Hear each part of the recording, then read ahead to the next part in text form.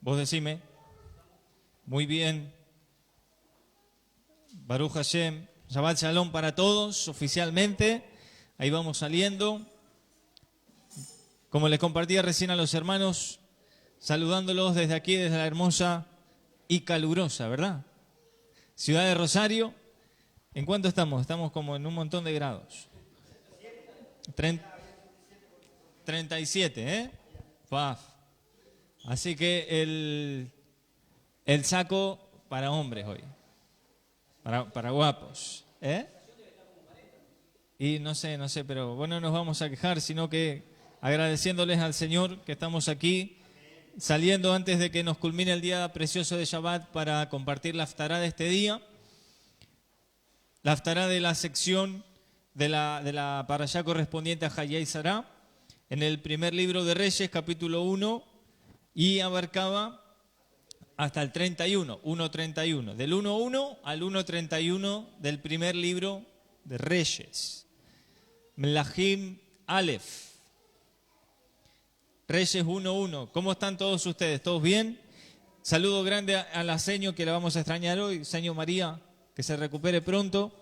Enviamos un beso enorme desde aquí. Sus alumnos la extrañan. Sus alumnos la reclaman, no quieren otra. No son como el pueblo de Israel que enseguida pedía rey. Estos no, se quieren quedar con la que tienen. Aquí no puedo entrar, ¿dónde está ahí? Acá. Ahí está, ahora sí. No me veía. Ahora sí. Reyes 1.1, de allí partimos. Tenemos una hermosa historia, ¿verdad?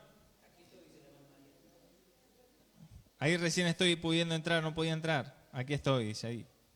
Muy bien. Cuando todos los tengamos, por favor, díganme amén. ¿Sí? ¿Amén? Bien. Vamos a hacer una oración dándole gracias a papá por su gran amor y piedad, que pueda guiarnos en este cierre de Shabbat a través de oír su voz, que es su palabra, ¿verdad que sí? Padre, gracias te damos en este precioso momento, en esta tarde maravillosa que tú nos regalas para estar aquí junto a tus siervos, a tus hijos, a tus redimidos, los que estamos aquí presentes, más todos aquellos que tú vas a añadir, mi Rey amado, a través de donde quieras esparcir esta enseñanza en este día. Rey eterno, damos gracias, damos gloria, damos honor a ti, mi Rey. Solo tú eres digno de recibirlo y damos gracias porque tú nos has elegido de entre todos los pueblos de la tierra para darnos tu Torá, mi Rey amado. Y eso es lo que nos distingue como hijos tuyos que somos, mi Señor. Tu preciosa palabra es la distinción para los hijos de Israel. Gracias por la conquista, gracias por la herencia a los hijos de Jacob que tú mismo, mi Rey, nos has dejado, mi Señor. Y como declara tu palabra preciosa, todo aquel que no hable conforme a esta palabra de la Torá y al testimonio, Señor mío, es que no les ha amanecido. Pero aquí estamos nosotros, papá, reunidos en tu nombre, pidiendo la guía de tu Ruach HaKodesh, pidiendo tu bendición sobre nuestras vidas, sabiendo que tú sabes y conoces cada necesidad de tus hijos antes que abracemos nuestra boca, mi Rey. Examínanos, Señor mío, tú sabes lo que necesitamos y háblanos, papá. Queremos oír tu voz, te necesitamos, mi Rey. Confesamos con nuestra boca que necesitamos oír tu palabra, mi Rey amado. Por los méritos de Yeshua damos gracias. Amén y amén. Baruch Hashem Adonai. Gracias damos al Rey. Comparto la predicación y arrancamos. Aquí y aquí.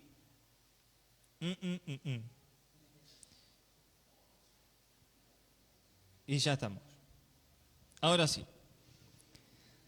Dice así la escritura, haftará de Hayei Sará, primer libro de Reyes, capítulo 1, verso 1 al 1.31, cuando el rey David era viejo, ¿verdad? Un poco anciano, ok, suena más lindo, aparte dice saqueno, anciano. Y avanzado en días, le cubrían de ropas, pero no se calentaba. No conseguía entrar en calor. Le dijeron, por tanto, sus siervos, busquen para mi señor el rey una joven virgen, dice allí, ¿no? Para que esté delante del rey, lo abrigue y duerma a su lado y entrará en calor mi señor el rey. Y buscaron una joven hermosa por toda la tierra de Israel. Y hallaron a Abisag, sunamita, y la trajeron al rey.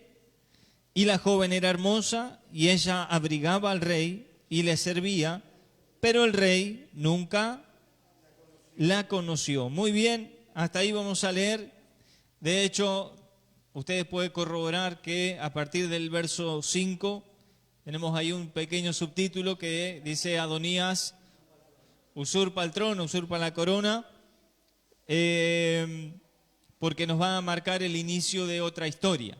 La primera historia es hasta el verso 4 inclusive, y a partir del verso 5 inicia automáticamente otra historia, que tiene puntos en común, pero bueno, hoy no va a ser el caso de eso. Bien, ¿qué hay de esto? Muchas cosas lindas que el rey puede enseñarnos a través de su hermosa palabra. David, anciano ya, mandan a buscar para él una Naará, y ahí aparece la palabra joven, y después aparece la palabra virgen, ¿verdad? La palabra Naará o Naar, por ejemplo, para que usted tenga en mente esto, sobre todo cuando a través de nuestro desconocimiento de la lengua hebrea nos han jugado una mala pasada cuando hablábamos de que la concepción del Mashiach iba a ser a través de una virgen, de la Virgen María o la Virgen Miriam, como es su nombre. Entonces, nos tomábamos de la profecía que aparecía en Jeremías, y había algunos, ¿se acuerdan hace creo que 2 Haftarot atrás? 1 o 2, cuando veíamos que había un hermano que engañaba al otro hermano. Fue la pasada. Uno de los hermanos engañaba al otro hermano. ¿Se acuerdan quién era quién? Ismael engañaba a Yitzhak. Y la palabra engañar exactamente no era engañar, ¿verdad? Y aparecía la palabra burla, o aparecía la palabra que engañaba, o aparecía la palabra que se pasaba de vivo hasta sexualmente hablando.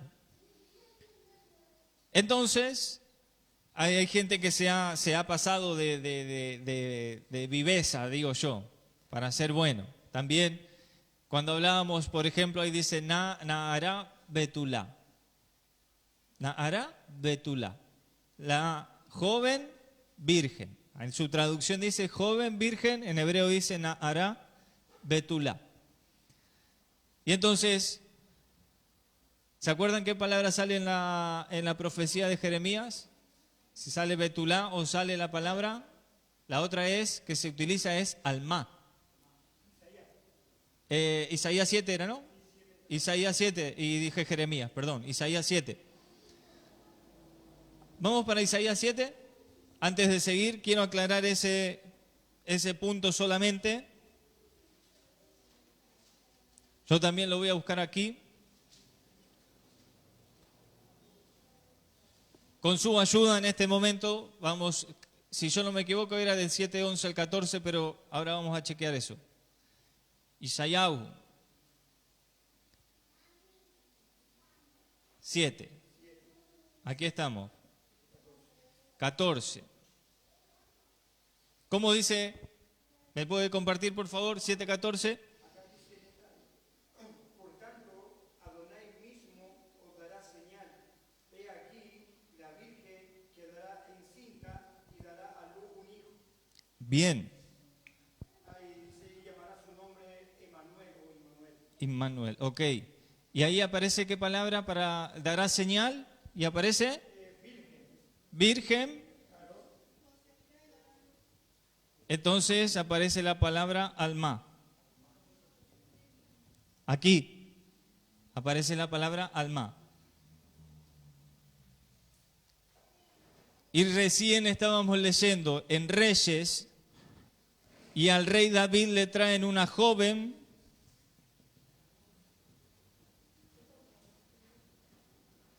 virgen, pero aquí aparece la palabra así, Naará. Efectivamente esto es joven, una muchacha, pero no aparece la palabra alma, sino que aparece la palabra Betulá. La traducción dice virgen y virgen. Pero en hebreo una cosa es betulá y otra cosa es alma. Y al traductor se le escapó la tortuga, por decirlo de alguna manera, o como no supo cómo resolver ese dilema. Una cosa es un alma, tradujo virgen. Esto está en Isaías.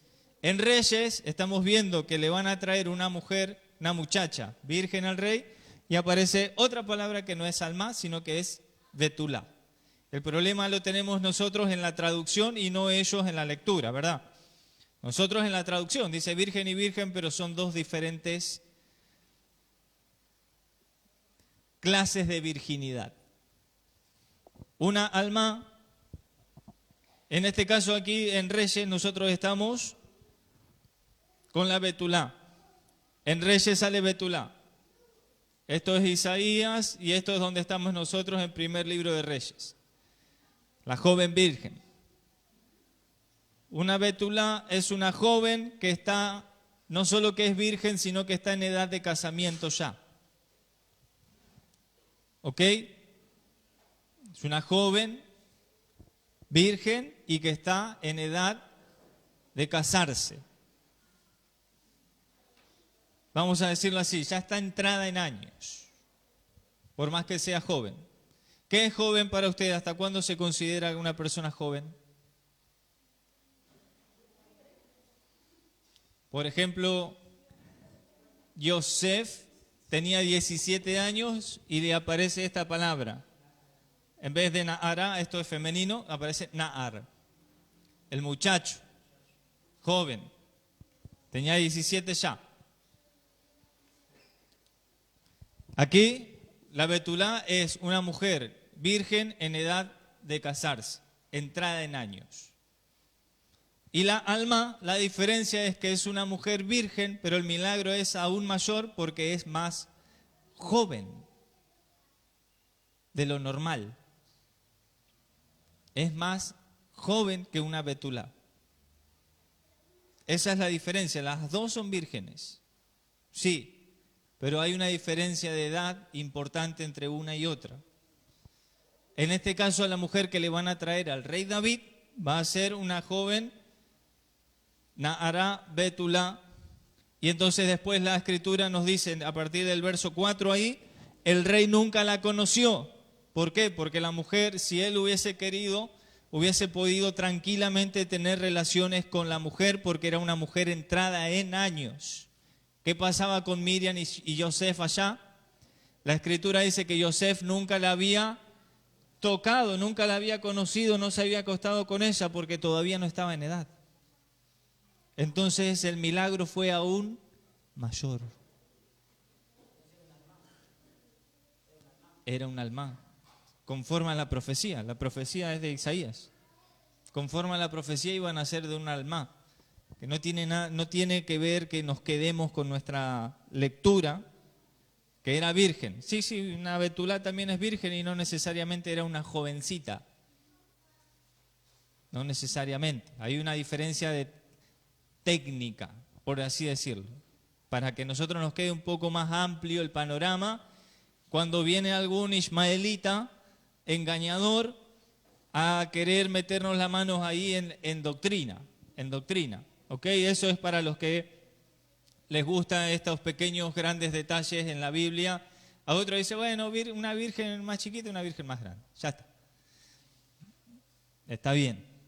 Pero a otro que un día va a venir un hermano del otro lado y le va a decir, mire, acá dice alma, no, y ustedes dicen que no dice betulá, dice alma, y usted va a quedar ahí como clink, clink, clink, clink, clink. Era virgen, sí, pero puede ser una betulá y la profecía era de un alma. Entonces no nos puede dar igual un rojo que un verde, ¿sí? El rojo es rojo y el verde es verde.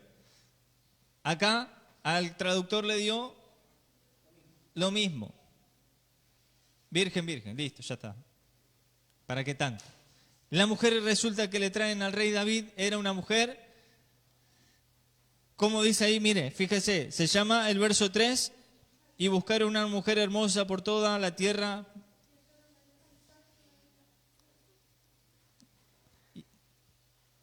Sí, lo escucho, lo escucho. ¿Cómo dice? ¿Cómo se llamaba?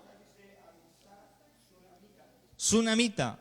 Y la mujer de la parashá, de la haftará pasada que le recibió un milagro de parte de Eliseo,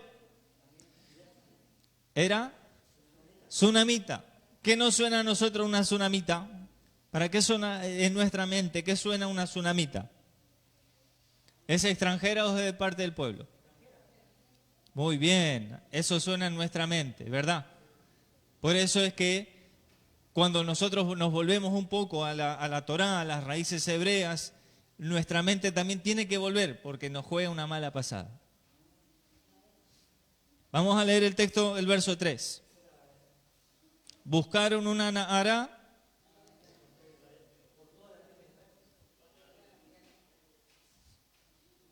Bekol Betkul en todo el territorio o los límites de Israel, no fuera.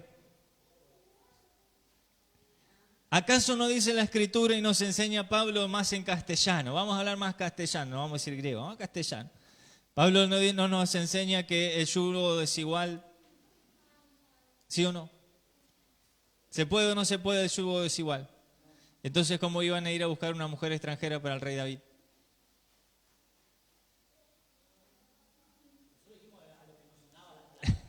Está muy bien, por eso es que hay que ayudar a corregir a nuestra mente. Está excelente, hay que ayudarla a que nuestra mente se corrija, porque no es posible traer una extranjera para que no es posible. Y si en caso vamos a encontrar muchas veces que eso fue hecho, siempre tuvo consecuencias porque estaba mal. Siempre trajo, ¿cuál fue la primera mujer que la Biblia nos relata la esposa del rey Salomón?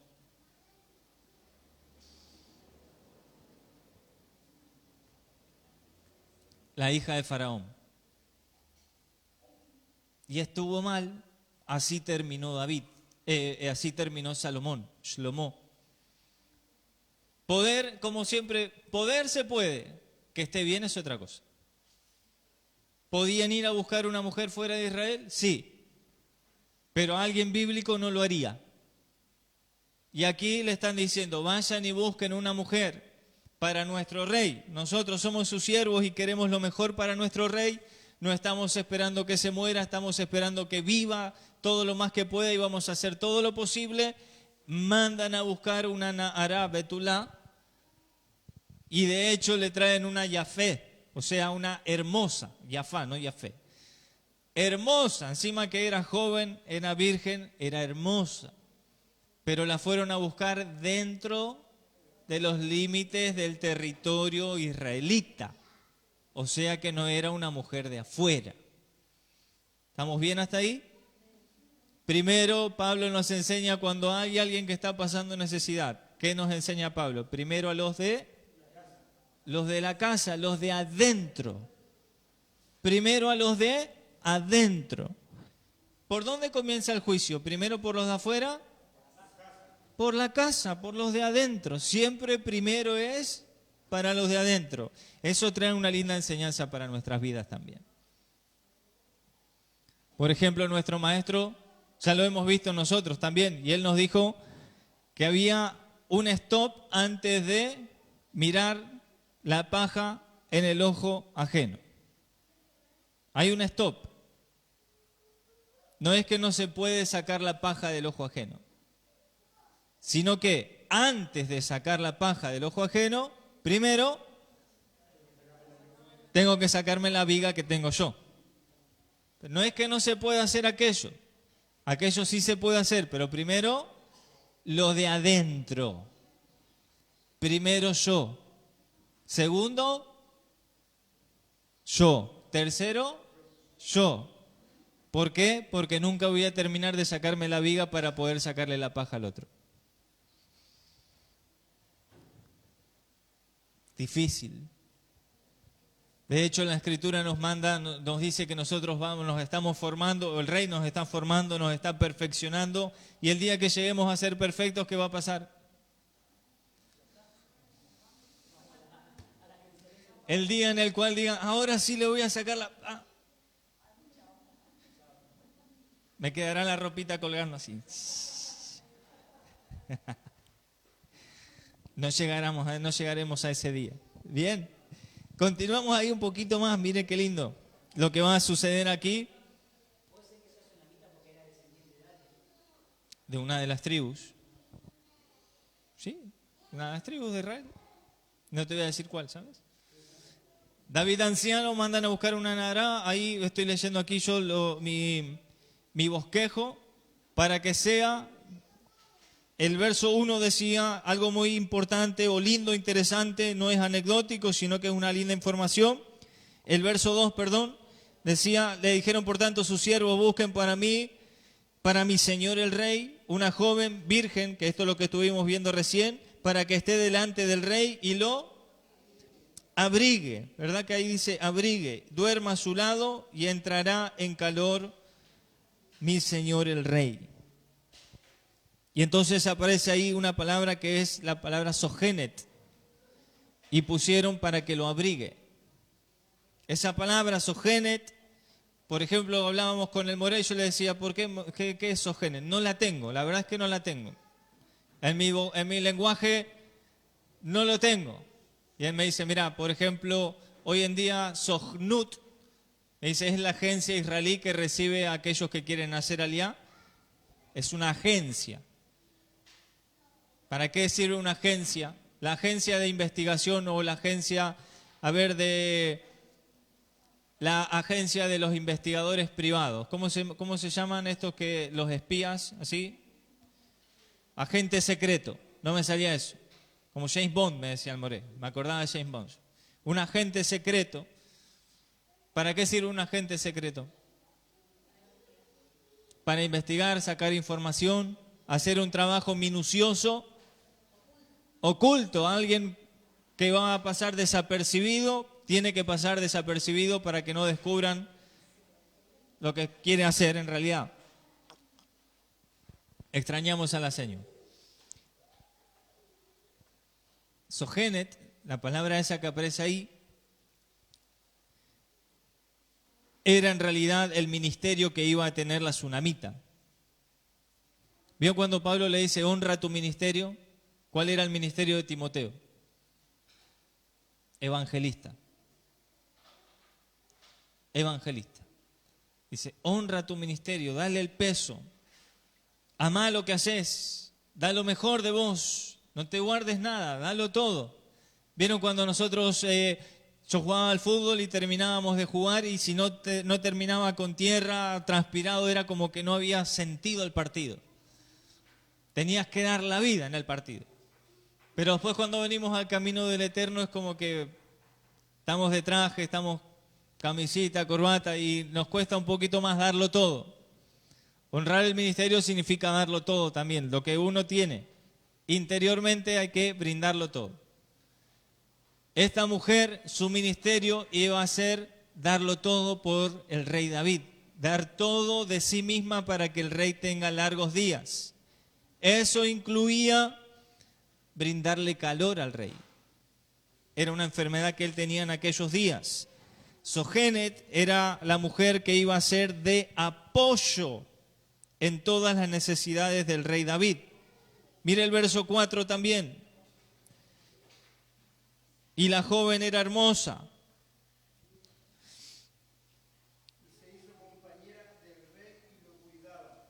Y lo cuidaba, le servía al rey. Una mujer, Sogenet, era una mujer que iba a servir al rey. Todo de sí en pos del servicio a nuestro rey. En ese caso era David. Podemos leer a David como el Dot. ¿Qué era el Dot?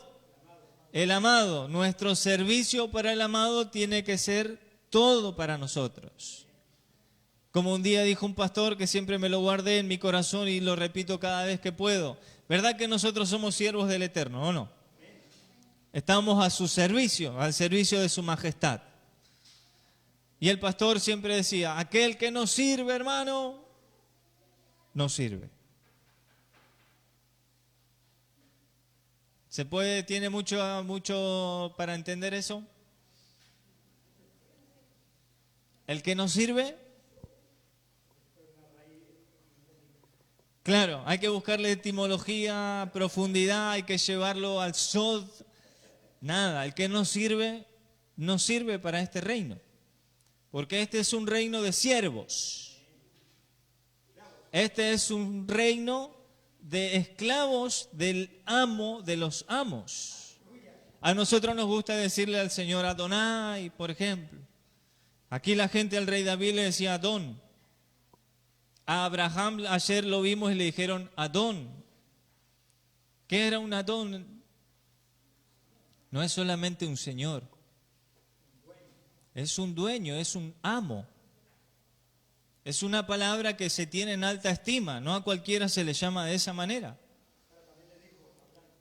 A Abraham también, por eso, tanto su esposa como los vecinos, como aquellos, los hijos de Het, como Señor nuestro, Abraham, entierra tu muerta donde usted quiera. Que no es solo Señor nuestro, es amo nuestro. Tú que eres un levantado de Adonai. Después vinieron con la Tzac. Vino Efrón, ahí Tzac metió el puñal. Muy bien como Judas, pero no importa eso hoy, sino que tengamos en cuenta que somos un reino. ¿Nos gusta, verdad, que somos un reino de sacerdotes? Nación santa, pueblo adquirido. Baruch Hashem. Siervos primero. El que no sirve, no sirve. Aprendamos entonces Muy bien. Aprendamos a servir al Rey. Si no aprendemos del jardín, menos va a aprender el ministerio del sacerdocio. Menos. Menos que menos. Saben que el sacerdote, antes de iniciar su servicio, decía una frase, relata la Mishnah que decía una frase. Ya amaneció en Hebrón. Y entonces le respondían, en Hebrón ya amaneció. Entonces en Jerusalén va a amanecer ahora. Todos los días las mismas frases tenía que decir el sumo sacerdote antes de iniciar su servicio. Ayer vimos que era Hebrón y ayer vimos que era Jerusalén. Y el que no conectó todavía va a tener que mirar otra vez el video de ayer para entender esa frase que decían los sacerdotes antes de iniciar su servicio. El templo no funcionaba si esa frase no salía de su boca. ¿Ya amaneció en Hebrón? ¿Amaneció en Hebrón? Ok, entonces vamos. Se los voy a dejar ahí, a propósito. Y a partir del 1.5, el levantamiento de Adonías o Adoniyahu. ¿Qué dijo Adoniyahu en el 1.5? Vamos a leer ahí un poquito. Entonces Adonías, hijo de Hagit. Hagit es una de las mujeres de David, ¿ok? Se rebeló, dice allí, diciendo, ¿qué dijo? Yo reinaré, dijo. Y se hizo de carros y de gente de a caballo y de 50 hombres que corriesen delante de él. Adoniyahu. Vamos a hablar un poquito de este hombre. Adoniyahu comienza a pergeñar y a ver primeramente que su padre iba a morir. ¿Quién era el padre de Adonías? David, el rey David, de una de sus mujeres. Resulta que Adonías tiene una característica muy parecida a uno de sus hermanos más cercanos, de los cuales la Escritura ahora nos va a relatar en el verso siguiente, que era nada más y nada menos que Absalón o Absalom, que tenían las ganas de quedarse ellos con el reinado que no les correspondía porque el Eterno había caído, la gracia del Eterno sobre la vida de Salomón. ¿Qué es lo más normal, bíblicamente hablando, que reine el primero, subsiguiente al rey? ¿El primogénito o que reine el último? Primogénito, ¿verdad que sí?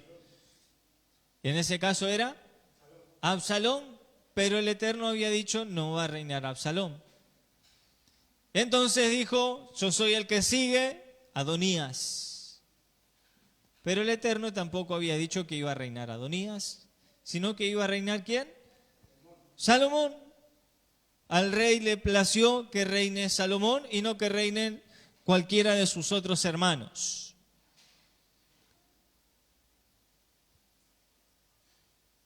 ¿Qué pasó con Moshe? ¿Qué decía la gente de Moshe? ¿Era un buen líder Moshe? Y si era un buen líder Moshe, ¿por qué constantemente el pueblo se le rebelaba a Moshe? ¿Por qué constantemente se quejaba contra Moshe? ¿Por qué se levantó en un momento determinado una rebelión más grande aún para destronarlo, no solo a Moshe, sino que también a Aarón, sumo sacerdote? ¿Acaso no era un buen rey, un buen líder, Moshe? ¿Acaso la Torá no ensalza el nombre de Moshe y le dice, no hay otro varón en Israel como este, varón más humilde que hay? Eso es mucho que decir, ¿verdad? Que la Torá lo nombre el más humilde de todos. ¿A usted le gustaría que lo halaguen y diga qué humilde que es el hermano? ¿O le gustaría que le digan otro tipo de adjetivos? Para la Torá, lo más lindo es que la Torá le diga a usted qué humilde, qué humildad que hay en ese hombre, por todo lo que abarca la palabra humildad. Ese es el mayor halago. Resulta que el pueblo de Israel siempre tuvo un conflicto muy grande. Siempre. ¿Saben cuál es el conflicto del pueblo de Israel?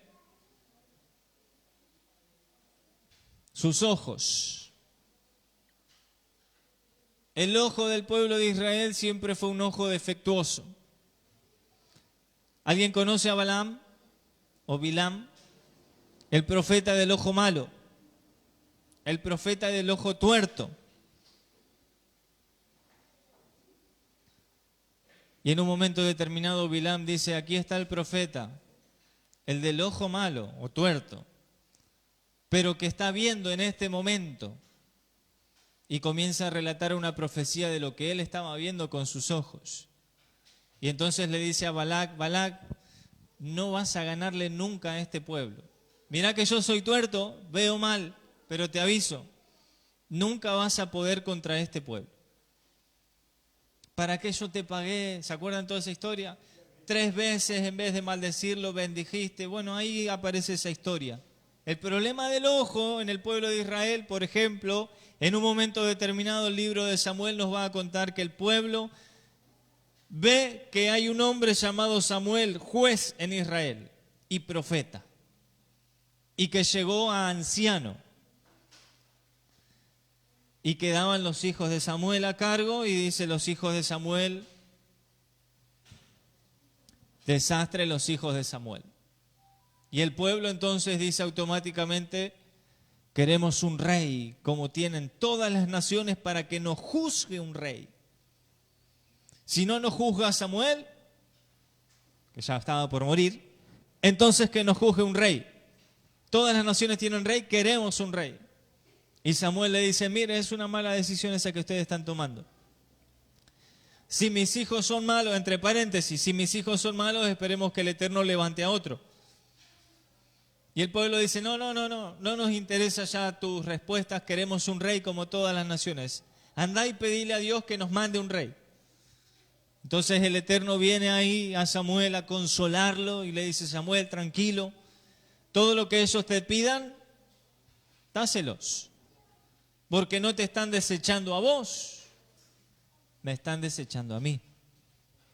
Son las mismas palabras que utilizó Moshe cuando le dijo a Koraj, Koraj, te conviene que reflexiones porque no te estás enojando vos contra mí. Yo acá no me puse solo. Te estás enojando contra el que me puso a mí. Y eso va a ser un problema para vos. Anda a tu casa, descansá, vení mañana, tal vez se te bajen los humos, replanteás que te estás mandando un macanón. Con Samuel está pasando la misma situación. Es más, el Eterno le dice, dale lo que quieren. Solamente avisarles que el que va a venir les va a pisotear la cabeza. Les va a cobrar impuestos, los va a hacer esclavos. ¿Y qué pasa? ¿Qué hace el pueblo? ¿Entra en razón el pueblo o el pueblo dice, queremos rey? Y queremos un rey que nosotros vamos a poner, porque hemos visto que Saúl... ¿Qué características tenía Saúl?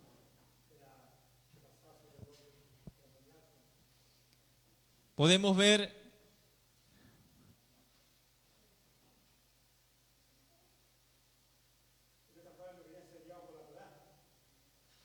ahora no lo puse ahí.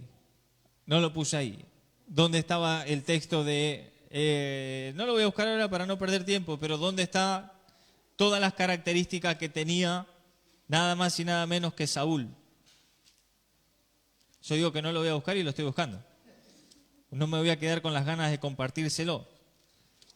Aquí en el primer libro de Samuel, capítulo 8, 9, primer libro de Samuel 9, 2. Primer libro de Samuel 9, 2. ¿Llegamos? Dice así. Voy a leer desde el 1, ¿sí? Había un varón, 9:1 del primer libro de Samuel. Había un varón de Benjamín, hombre valeroso, el cual se llamaba Cis, hijo de Abiel, hijo de Zeror, hijo de Becorat, de Jorat, hijo de Afía, hijo de un benjamita, y tenía él un hijo que se llamaba Saúl, joven y hermoso. Entre los hijos de Israel no había otro más hermoso que él. De hombros arriba sobrepasaba a cualquiera del pueblo. ¿Ok? Todas esas características que tenía Saúl, la gente que dijo, es de un buen linaje, una buena familia, grandote, lindo el tipo. Nos va a sacar a la guerra, lo van a ver y vamos a vencer. Samuel, ungilo a este. Y el Eterno le había dicho a Samuel, si te lo piden, dáselos. Así que termina Saúl siendo rey de Israel. ¿A pedido de quién? ¿Por qué el pueblo pidió a Saúl y no pidió a otro? Por los ojos. Segundo libro de Samuel, estábamos en el primero, vamos a leer el 17:42, así no lo hago saltear. Primero 17:42, primero de Samuel.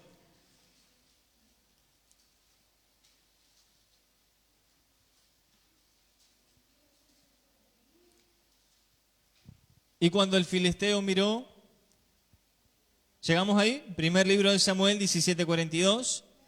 Cuando el filisteo miró y vio a David, le tuvo en poco. ¿Porque era qué?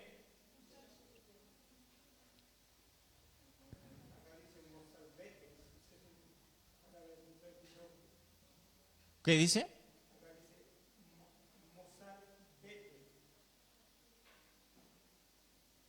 No sé. ¿Qué es una traducción en español eso?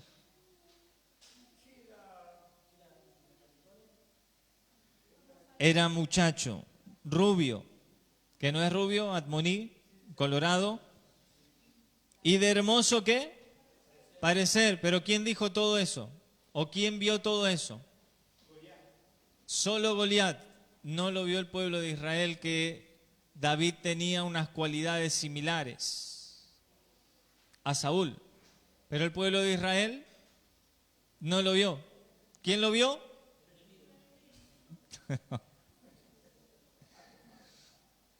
Es que Satanás también es espiritual, hermanos. Y muchas veces más espiritual que el 90% de los creyentes. Por eso es que él dice, me voy a ir de esta casa, voy a ir a buscar otros 7 y tiene más fe que los creyentes. Él sabía que iba a volver porque en cualquier momento la casa esa que estaba limpia iba a quedar vacía porque el dueño de la casa no se iba a encargar de ocupar la casa. Y Satanás lo sabía, dijo, yo me voy a ir, no hay problema. Así que me echaste, entró Jesús en tu corazón, no hay problema. Te voy a dar un tiempito, me voy a ir, voy a buscar otros 7 y voy a volver. Total, la casa va a quedar vacía. No le vas a comprar muebles, no la vas a adornar, no la vas a pintar, no le vas a hacer nada. Típica. Y Satanás sabe eso, entonces dice, voy a ir, voy a volver y te voy a terminar de arruinar. Dicho y amén. Mire cómo el rey David tenía esas cualidades también, pero el pueblo no lo vio. Segundo libro de Samuel 14:25. Ahora sí, segundo de Samuel 14:25.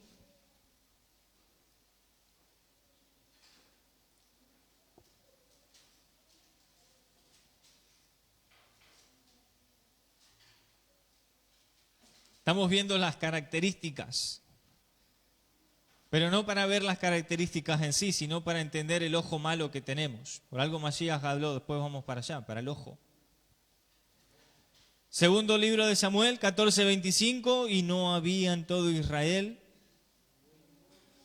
ninguno tan alabado, dice ahí, ok, por su hermosura como Absalón. Desde la planta de su pie hasta su coronilla no había en él defecto. Wow. ¿Cuántos se quieren casar con uno así? Amén. Las mujeres, obviamente, ¿no? Pero Absalón era un rebelde.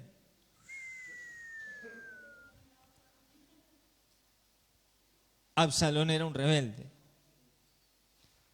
Lo Hayaish Yafé. No había hombre tan hermoso en todo Israel y era alabado en gran manera. Eso es lo que dice ahí en hebreo. Absalón era alabado en gran manera. Por su hermosura solamente. Y resulta que Adonía, cuando volvemos a la historia, Primero de Reyes, 1:5, estamos ahí, de ahí partimos y vimos todo esto. Adonías, que tenía características de hermoso, de grandote, de fortachón, todo eso nos dice el verso 6. Igual que su hermano Absalón. ¿Qué hizo Adonías? ¿Se rebeló? ¿Alguna otra traducción que no diga se rebeló? ¿Confabuló? Me encantó, me gustó mucho esa.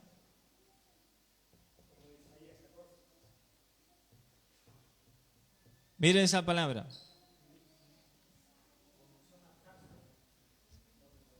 ¿Se acuerdan que, por ejemplo, ayer vimos esta así? Nací, ¿qué era un nací? Un levantado, excelente. ¿Se acuerdan que la vimos ayer cuando le pusieron príncipe ahí en la traducción, que Abraham era príncipe de Dios? Y si no, ya sabíamos nosotros que era un levantado por el Eterno. Abraham era un levantado por el Eterno y por eso él era reconocido en todo lugar. Pero resulta que Absalón, la palabra que aparece, mitnasé, no es un levantado, sino que es una persona que se levanta a sí misma y no el Eterno.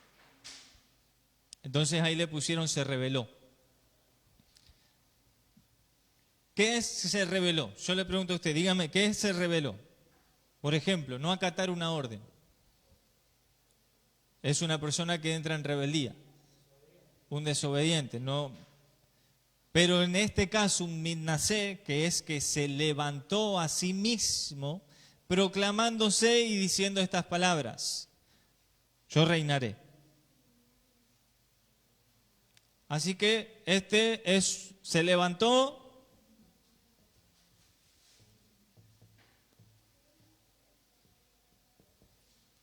Pero esto es de otro tiempo, ¿no es cierto? Esto es del tiempo de Absalón, cuando la gente se levantaba sola y decía, ahora vamos a pastorear nosotros. Ahora nosotros vamos a abrir una iglesia. ¿Se podía ir a buscar una mujer fuera de los límites de Israel? Se podía, pero no se debía. ¿Se podía levantar uno mismo? y no que lo levante el Eterno. Se podía, como vemos a Adonías o Adoniyahu, se podía, pero no se debía. Pero se podía y la gente lo hacía. Y la gente lo hacía. Adoniyahu lo está haciendo. Yo reinaré e hizo para sí carroza, jinetes y 50 hombres veloces delante de él. Verso 6 dice, su padre, ¿qué había hecho su padre? O sea, David con Adonías. Verso 6, ¿estoy bien? Y su padre nunca le había contrariado. Otra, y su padre amonestado.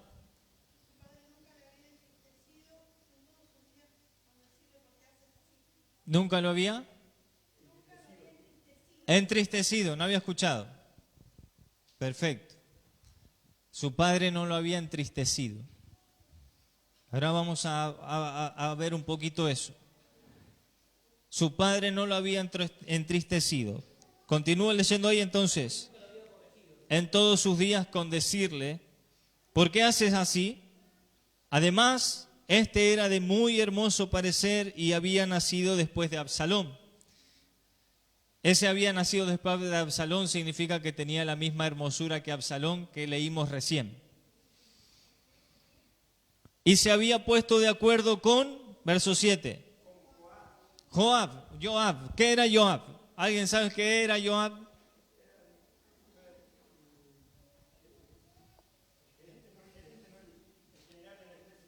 Muy bien. General de ejército. ¿Con quién más se levantó?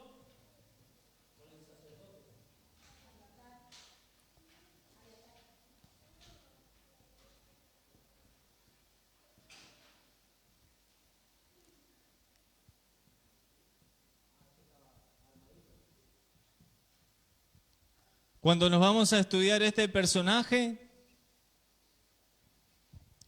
desde familia ya venían, torcidos. Y había una profecía que cabía sobre su linaje, ustedes nunca van a volver a ser sumos sacerdotes, no van a entrar acá.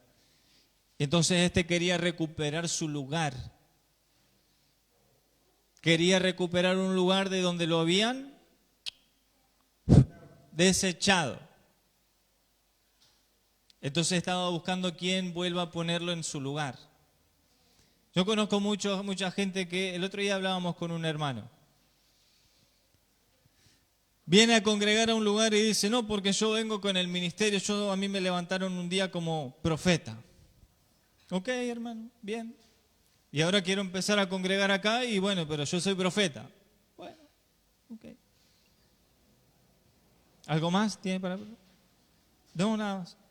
Una pregunta, profeta, ¿usted por qué vino a este lugar, ¿no? Y no se quedó? No, porque a mí el pastor que teníamos antes, entonces, bla, bla, bla, bla, bla, bla, bla, bla, bla. Bien.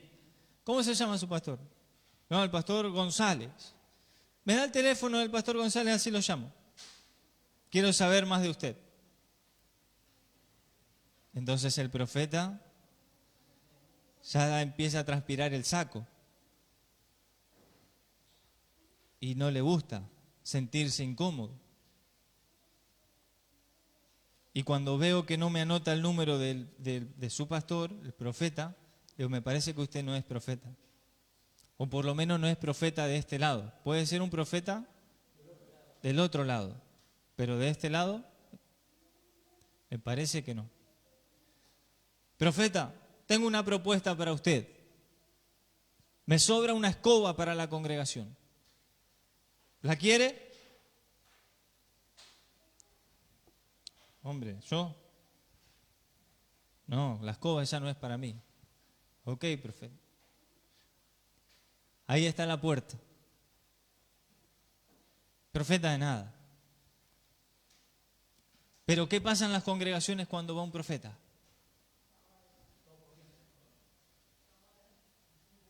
Vayishtahu, el pueblo de la tierra, y adoró.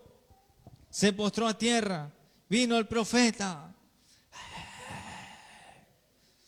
Hombre, levante el teléfono un segundo y vea quién era Abiatar. Y vea quién era su familia. Y vea por qué Joab ya no peleaba para David, sino que ahora peleaba para su hijo.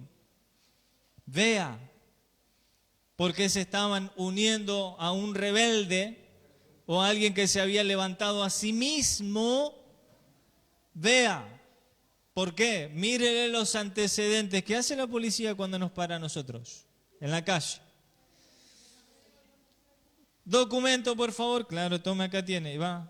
Rodrigo David Peralta, DNI, número tanto, Y empieza la base de datos. Está limpio. Baruch Hashem. Seguimos. Y si no, pedido de captura. Hay. ¿Hacemos eso nosotros los creyentes? Pastores, hay que nos estarán mirando en algún momento, sé que nos miran. ¿Nosotros hacemos eso cuando viene alguien a la congregación? Queremos saber más de los congregantes, queremos saber por qué se fueron de allá, en qué situación, con qué calidad. Escuchamos las dos campanas, como dice la Escritura, donde la Escritura dice, ¿acaso juzgará el hombre sin oír a los testigos? Porque a mí vienen y me dicen, no, porque el pastor fulano, y yo no me sumo a decir, no, porque el pastor fulano es verdad, un chanta, no. Pastor, ¿usted por qué le echó flea al muchacho? No, porque es un rebelde, hizo esto. Ok, esa parte se olvidó de contármela. No tenía tiempo. Me contó la suya nada más, pero no me contó la de él. Porque hay que escuchar las dos. Hay que escuchar las dos campanas. Porque si no, no hay balanza justa. Y la Torá nos manda que hagamos balanzas justas. Si no, no se puede juzgar. ¿Cuál es el símbolo del Tribunal de Justicia, de los abogados y de todo? ¿Por qué?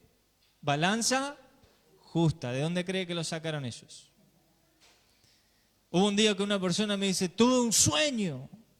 Y a mí cuando me llaman por los sueños yo ya me empiezo a sentir incómodo. Porque como no es el rubro en el cual yo me siento cómodo, y usted me viene a contar un sueño, yo ya me pongo medio colorado. No por usted, sino por mí.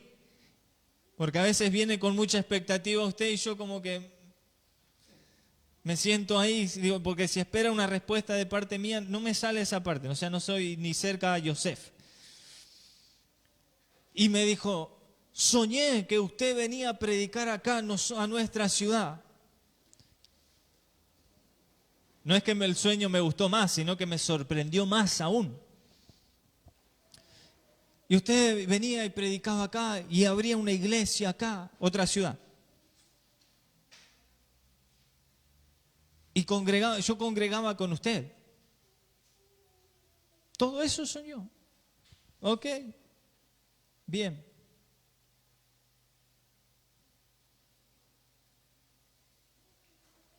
Sueño, tiempo, realidad. ¿Qué quiere decir eso? Ese es el proceso que uso yo. Si el sueño es del Eterno, el tiempo lo hará realidad.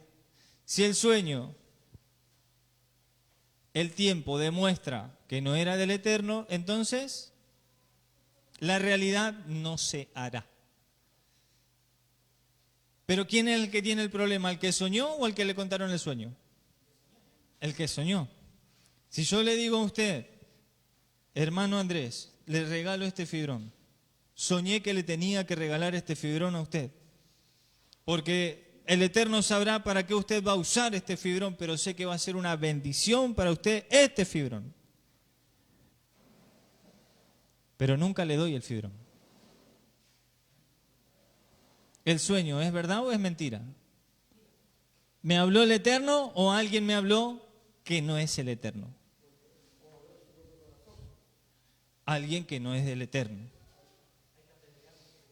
Y entonces la Torá nos diría, al tal profeta que dijo una palabra en nombre del Eterno, pero que no era del Eterno, sáquenlo afuera ¡pum! Agárrenlo a piedrazos, mátenlo. ¿Sí o no? ¿No dice eso la Torá? Conforme a Mishpat, hay que hacer eso, conforme a procedimiento. Entonces la gente nos llama contándonos estas cosas y después, no, pastor, no me voy a congregar más. Pero si nunca se congregó. No, pero me parece que es que ese día se comió un guiso, le cayó mal, pesado, se fue a dormir sin hacer la digestión, se puso a soñar cualquier pavada y en vez de ser una persona espiritual que medite las cosas, agarro el teléfono, llamo, digo lo que surgió de mi corazón. Y eso no se puede permitir dentro de el cuerpo del Eterno. No se puede, porque después vienen las consecuencias. Adoniyahu, aquí dejé el lugar, Adonías.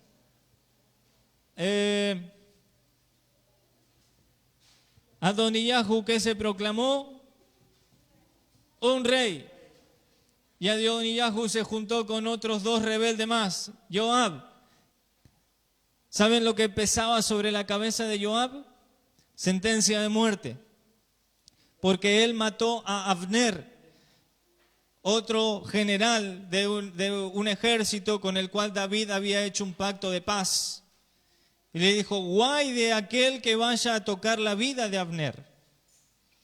Pero como Abner había matado al hermano de Joab, lo corrió hasta que lo alcanzó y lo mató. Y entonces el rey David sentencia para Joab.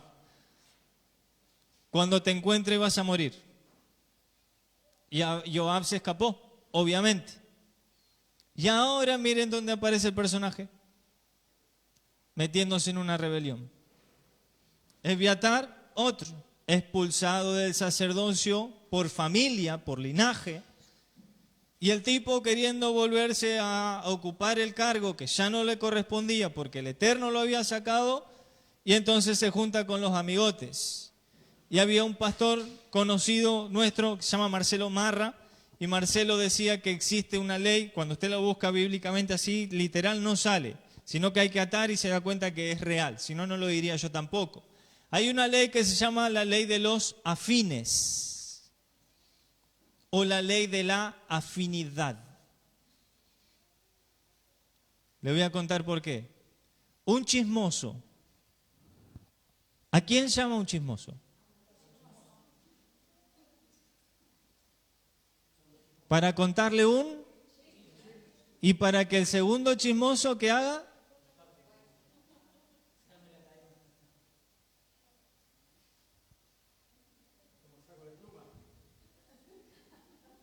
¿Sí o no?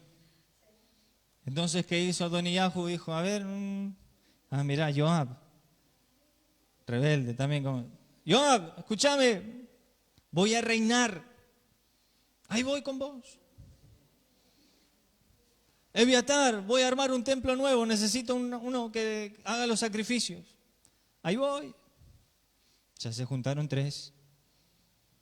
Entonces tiene un rey. ¿Usted cree que estos puestos jerárquicos son porque sí?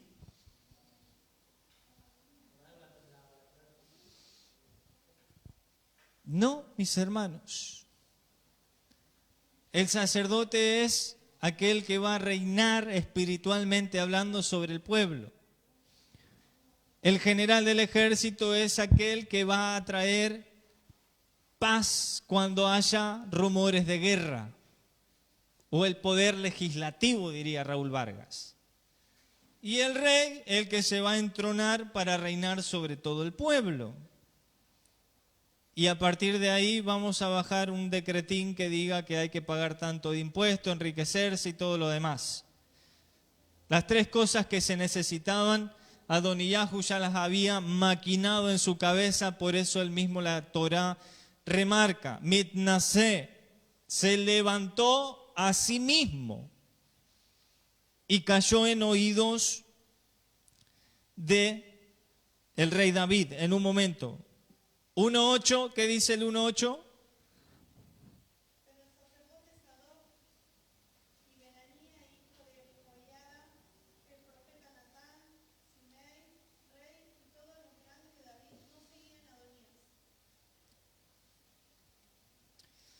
La ley de los afines va para un lado, pero también va para el otro, obviamente.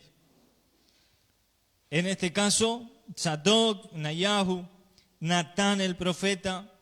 Miren que Natán el profeta está ahí vivito y coleando después de decirle a David que su hijo iba a morir. Imagínense si le dicen a Adoniyahu, Adoniyahu, usted que es un pecador, su hijo va a morir. Imagínense que hubiese sido de la vida del profeta. Usted mentiroso, venga, pa. Cortaban la cabeza. Y Natán estaba allí vivito y coleando. Y esa profecía ya había existido. Shimmi y los Giborim, los fuertes, los valientes, que eran de David, no estuvieron con Adoniyahu. El remanente del cual habla la Escritura, que el Eterno siempre tiene guardado un remanente. Saben que cuando Adoniyahu se proclama rey, comienza a sacrificar y todo el pueblo comienza a gritar, Adoniyahu es el rey, Adoniyahu es el rey. Pero el Eterno siempre tiene guardado un remanente, fiel, dice la Escritura, del cual él mismo no permite. No el rey David estaba postrado en cama. El rey David no es partícipe aquí. El rey David no sale a hacer una campaña evangelística para que aquellos que se habían ido regresen. El rey David está planchado en la cama, acostado y en paz. Y resulta que,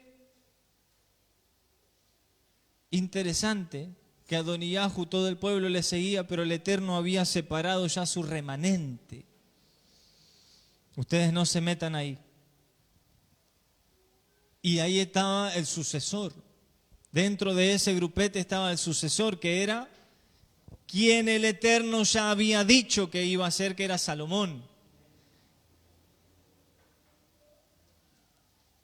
Toda la estrategia de Natán y Batsheba, Natán teje una estrategia y le dice, vaya usted, mi señora, que es la esposa de David, la mamá de Salomón, a decirle al rey que no sabe lo que está sucediendo. Su hijo se levantó a sí mismo, tiene a fulano, tiene a mengano, para que él tome una decisión.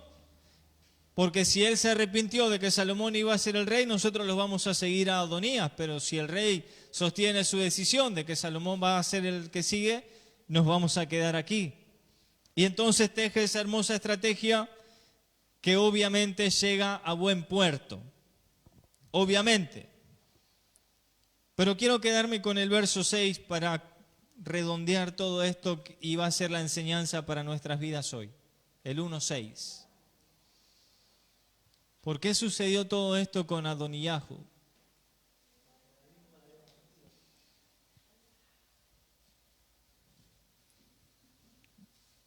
Vamos a quedarnos hoy con Reina Valera, no porque me guste más, sino porque es la correcta traducción, aunque usted no lo crea.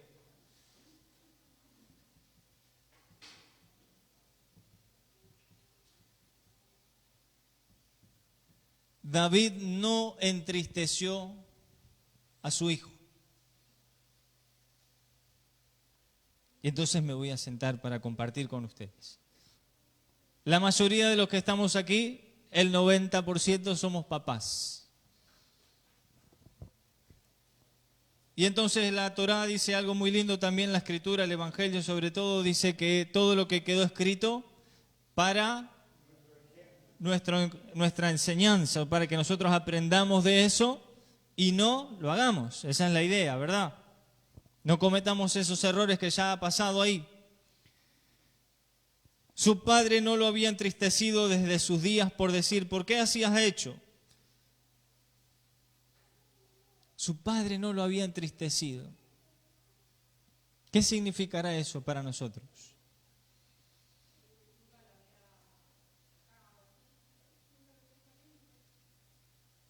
Nunca le puso límites, me gustó mucho.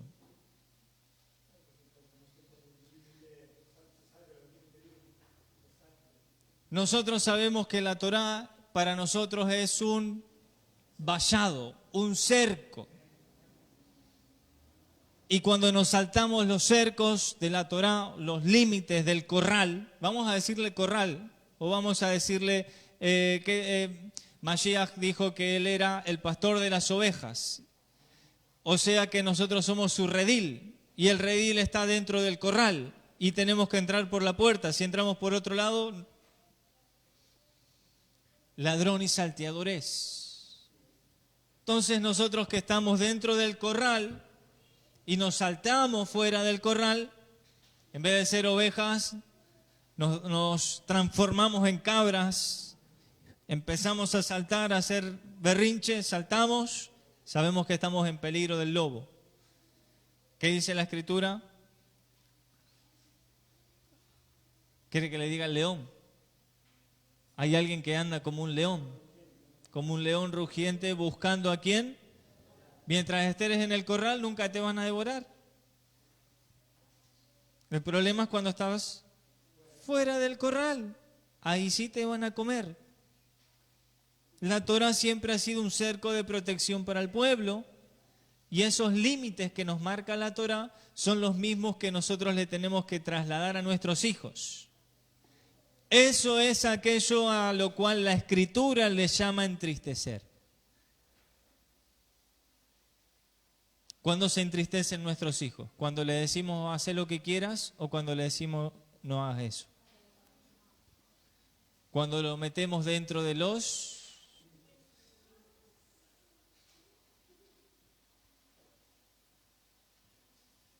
Cuando se quiere saltar y le decimos no, usted se queda ahí. Entonces, ¿qué causa? Tristeza. Y David no había entristecido a su hijo cuando se saltaba de los límites. ¿Qué pasó con Samuel? ¿Por qué el pueblo pidió rey? Porque los hijos de Samuel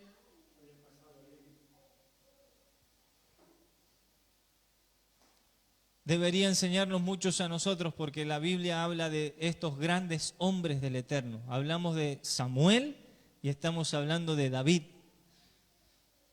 que sus hijos bien torciditos le salieron. Los hijos de Elí, otro sacerdote. Bien torciditos le salieron, pero ¿quién tiene la culpa? ¿Los hijos? El padre tiene la maña después de quejarse acerca del comportamiento de los hijos. Pero la Torah dice, ¿de quién fue la culpa? ¿De Adonías, que se proclamó a sí mismo rey? ¿Por qué menciona la Torah y dice, y David nunca entristeció a su hijo?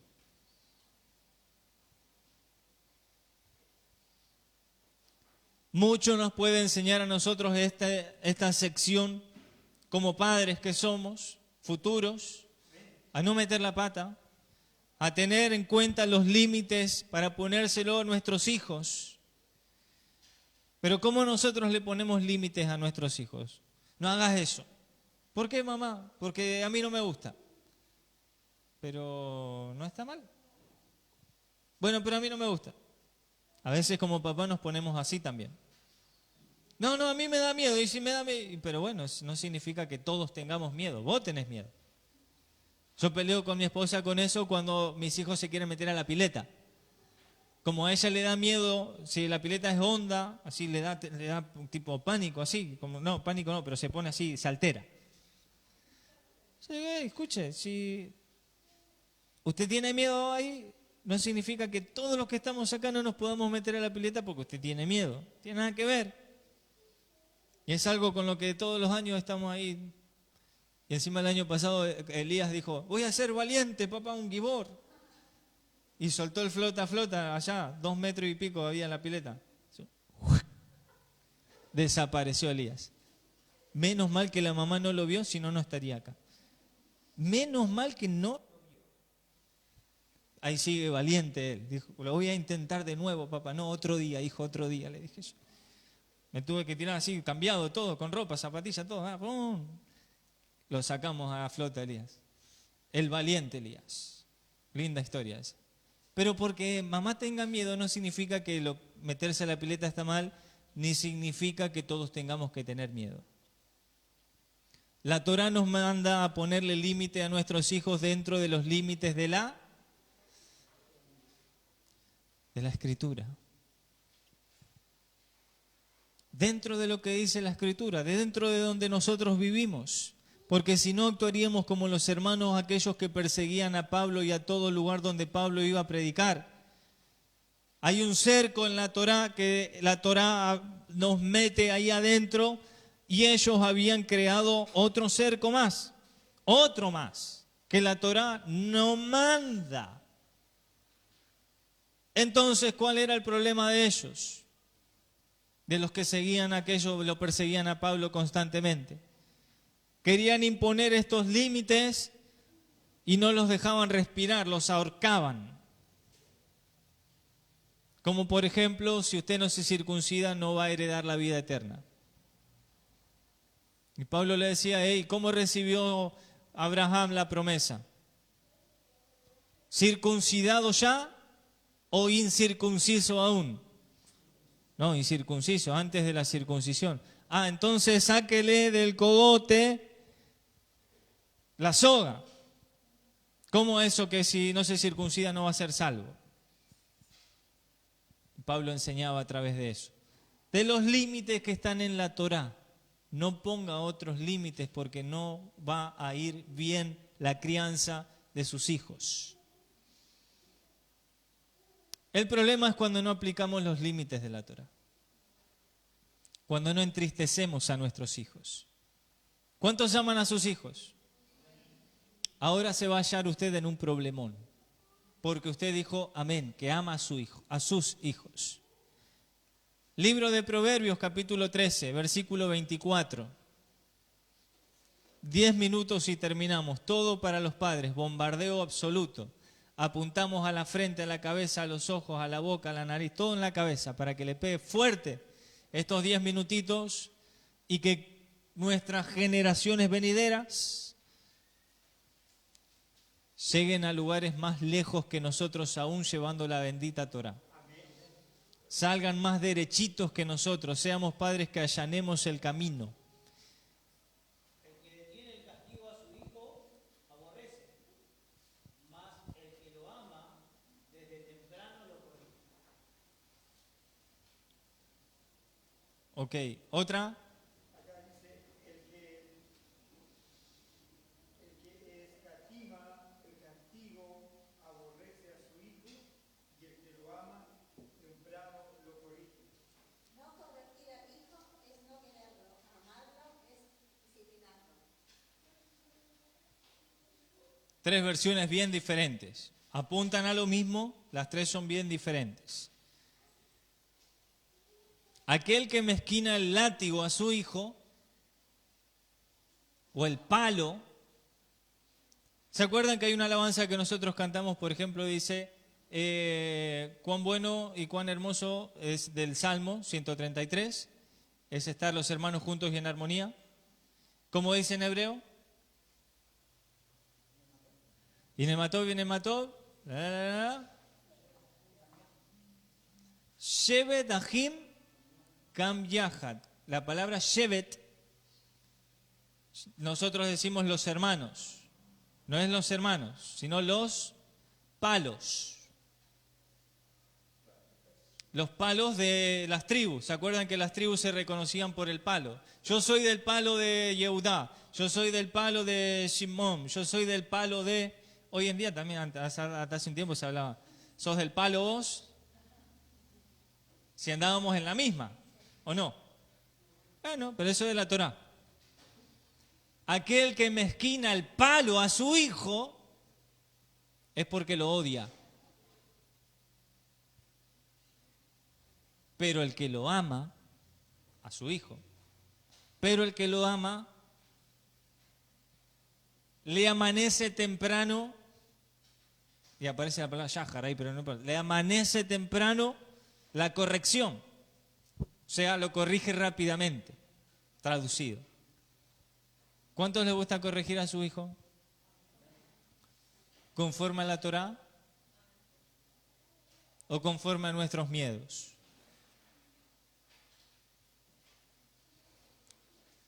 ¿Saben que conocimos una persona que le había puesto a su hija toda una piecita cuando ella empezó a gatear? en la cual le había hecho como unas colchonetas así para que no toque el cerámico. Tenía piso de parqué. No quería que toque el piso de parqué. Y a la colchoneta le había puesto también una especie de lámina, la cual todo el tiempo le pasaban tipo agua con lavandina, pero no, más top. No era agua con lavandina. Desinfectaba, todo blanco, todo lindo, pero que no, la luz no le dé mucho en los ojos, y tenía un montón de cosas ahí para que la bebé, la ventana, medían la graduación de la luz que tenía que entrar por la ventana para que a la bebé no le haga mal a sus ojitos. Así no la sacaban a ningún lado, o hacía mucho frío, o hacía mucho calor, o estaba templado pero no tan templado, y tenían un montón de cosas. Saben que la nena ahí adentro en un momento le agarró una, ¿cómo se le dice? Taquicardia, como una convulsión. La llevaron al médico, quedó internada. Y la mamá le consulta al médico y le dice, pero ¿cómo puede ser esto que me pasó? Yo le doy tal comida a tal hora, la leche tal, esto, aquello, hago todo por mi hija. ¿Por qué le pasó esto, doctor? Justamente por todo eso que usted dijo, le pasó esto a su hijo. Su hija no tiene defensas. Y la madre se le cayó la cara. ¿Cómo puede ser? Y le dijo, mamá, ¿usted la saca afuera a su hija? No. ¿Por qué no la saca usted? Y entonces le dijo, porque cuando está el clima así, el clima así, el clima, el polen de los árboles y toda una locura que la mamá tenía, le dice, su hijo no tiene defensas porque nunca ve el sol. Esto no es bíblico, sino que es científico. La niña, al no ver el sol, no generaba ciertas vitaminas y ciertos anticuerpos y ciertas no sé qué dentro. Yo no soy médico, pero no generaba su propio cuerpito por sí mismo porque no le entraba la luz solar. Vitamina D, la D la conozco, pero además otras cosas. Por ejemplo, cuando un nene nace amarillito, ¿qué le dice el médico? ¿Verdad? Pónganlo al sol, ténganlo ahí al sol. Para no llevarlo a la incubadora hoy en día prefieren, vaya usted, téngalo. Si no le sale, bueno, sí lo trae, pero más vale el sol. No es que el sol tenga propiedades curativas, pero fíjense cómo lo cuidó tanto a su hijo que se terminó enfermando, no importa, se terminó enfermando por esta cuestión. Por eso es importante que los límites que nosotros le vamos a poner a nuestros hijos, esos límites sean conforme a la Torá. No conforme a lo que nosotros creemos o pensamos. ¿A usted le parece que su hija esté mal que tenga novio? Y no sé, depende del chico, depende de la edad, depende de esto, depende. Muy bien, hágale un cuestionario al que tejedi, a ver qué tal. No le permita ingresar a su casa hasta que demuestre fidelidad a su hija, hasta que vea que la relación es seria. No que al otro día esté comiendo ahí con usted y después su hija se enojó, se chiflaron los dos, se pelearon, al mes nos trae otro. Mamá, con este sí que me voy a casar, y al mes nos trae otro. Mamá, este sí que es el de... Y al otro, ey, paren.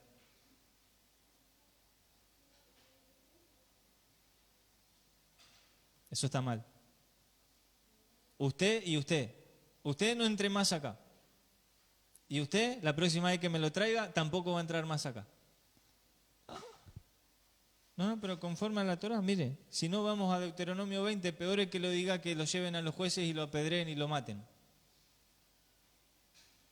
El hijo rebelde y glotón, ¿qué dice? Sorere humoré.